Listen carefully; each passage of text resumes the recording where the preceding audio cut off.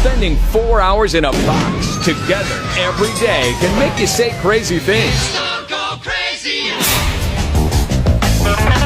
Barney Rubble. Jeff and Jeremy in the morning. Yeah. So Tony Suraci is on the phone. We're going to talk to him. He's the Highwayman. He's going to be playing.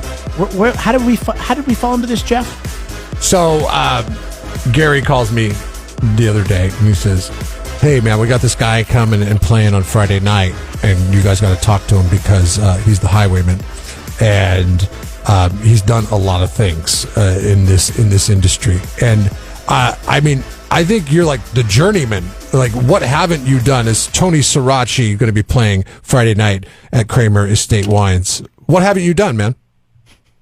What haven't I done? Kenny G, smooth jazz. I'd hang myself first or slip my wrist or something. Hey, you got it. You don't like Kenny G? He almost ran me over once at a Sonics game in the 90s. He did the national anthem with that circular breathing he does.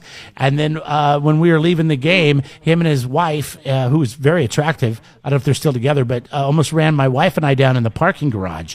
And I'm like, dude, just because you're Kenny G and you're a badass flute player, saxophone player, doesn't mean you can drive like a jackass. And he just flipped me off and pulled out and took off. Flipped off by Kenny G. Yeah, almost ran over and flipped off. And then I saw him later. His Porsche was at Dick's Burgers. If you've ever been to Seattle, it's a burger place. But yeah, so sorry to get sidetracked on Kenny G. So yeah, because he's not performing. I also don't do rap. Okay. Good. So we'll check off rap and solo saxophone playing with circular breathing. You've worked with ZZ. You've worked with Billy Gibbons, haven't you? What's that like? Oh, that was insane. He's a crazy old dude, likable, but very, very interesting. Like when you say crazy, is he crazy like he pulls out a gun, or is he crazy like he stays up, partying all night? No, like we stepped out of a club in Los Angeles and there was a homeless guy on the we're an entourage of 5 people behind him, and he just gets down low to the ground with his knees in the air and starts playing poker with the guy and making sure he wins money. Okay, that's pretty weird. That's humanitarian crazy. I like that. Yes, great point, Jeff. He swears he has 2 penises. Oh, see, that's weird. I don't know if you can say that on there, but that's true. Yeah. Hopefully you can edit this. Yeah, no, you can totally say penis. He says, You said it's true. It's true that he has 2, or it's true that he says it? It's true that he says it. Okay. I'm not making that up, by the way. Let's see. What else is weird? Oh, he's back in the days we were writing, he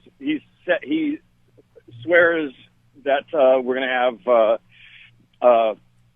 have Martians visiting within 5 years, he said. Okay. That hasn't happened yet, so I can't believe what are you talking about? this. There's been Martian sightings since like the 60s or 50s. I think he's spot on with that. Yeah. What about anything about Sasquatch? Is he into Sasquatch at all, Bigfoot? But me, no. Billy Gibbons? I don't know what he thinks about that. Okay, Given the hair choice, I would think possibly that's a possibility. So you're doing your thing right now? I mean, you usually play in a band, right? Yeah, or solo. Depends on the gig. Yeah, and what brings you to Paso Robles? Okay, well, I have a private event on Thursday night out there, and so I called up Gary.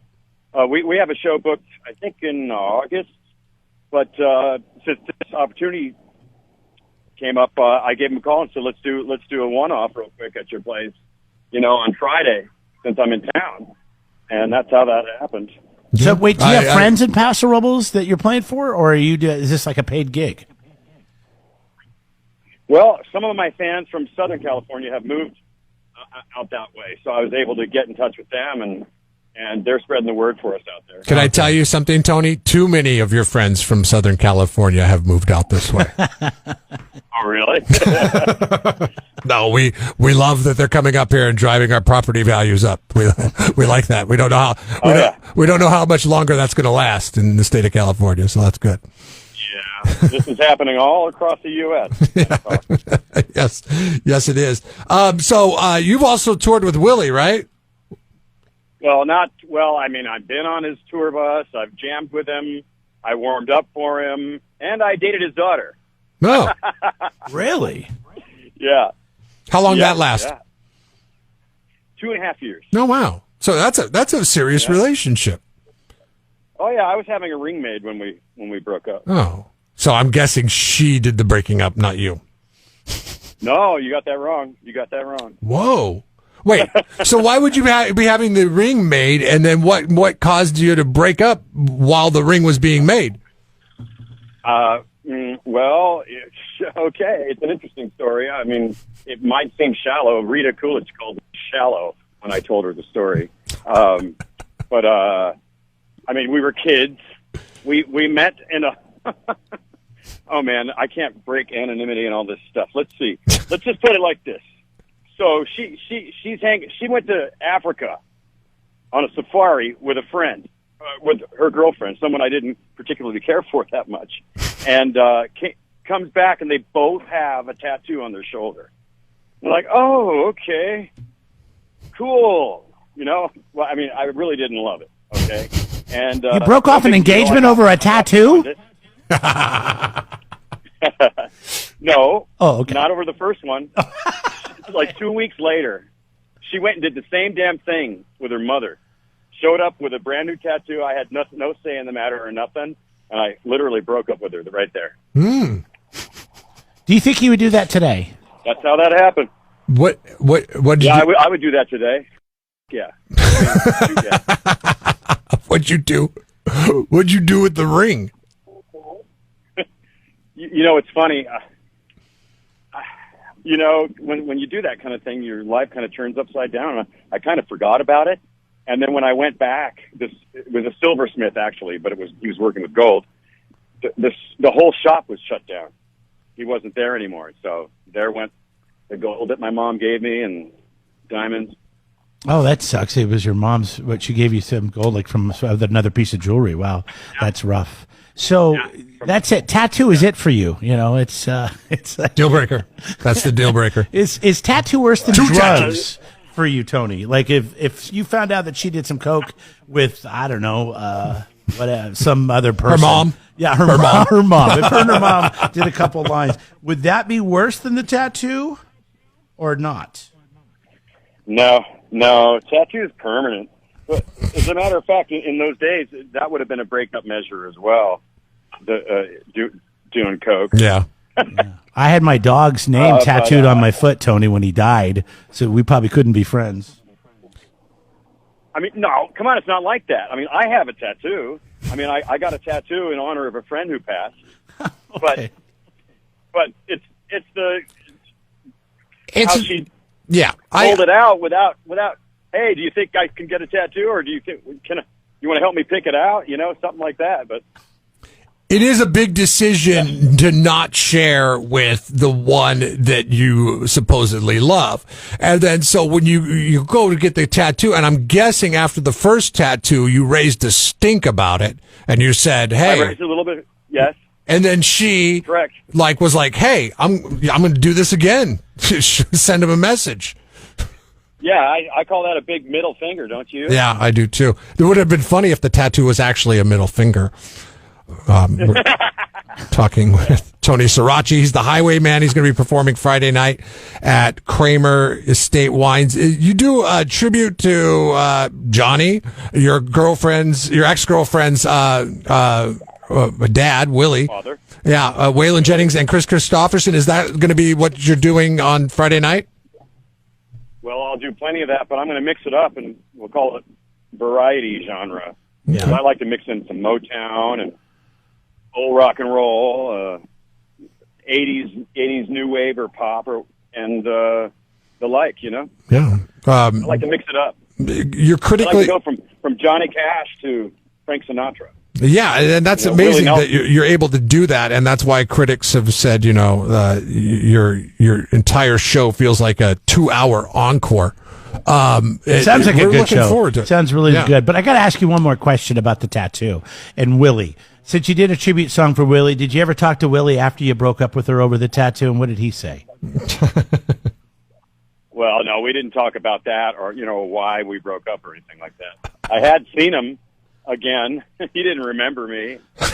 Okay, that was probably good, right? I mean, I would think if I'm going to see Willie after we broke up in an engagement and all that kind of stuff, or very close to an engagement, that might be a little unnerving. But, oh, good. He doesn't remember me. Good. Yeah. There we go. I wrote a song about you, Willie. Yeah. Tony, good luck getting up here. I know that you're at the DMV right now trying to figure out motorcycle endorsement. Past the motorcycle driver. Yeah. But if you can't get the hog going up here, hopefully you jump in a car or a train or something, and we get you up here on Friday so you can entertain the masses at Paso Robles. I'll be there. All right. Thanks a lot. Take care, Tony. See you guys. Take it easy. Bye-bye. Get your tickets now. It's Gary Kramer, GuitarCellars.com.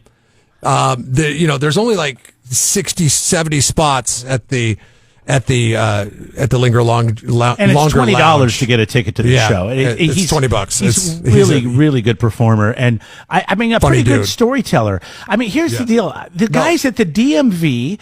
We start off talking about all the people he's worked with. We find out that he dated Willie Nelson's daughter. He's also done a tribute song to Willie Nelson, and then he broke up with her because she got a tattoo without consulting him first. Jeremy, 2 tattoos. 2 tattoos. Your wife has, if she would. Yeah, but you got to understand. I'm sorry. I believe I'm with Rita Coolidge on this one. That's a little shallow. No, I'm with Tony.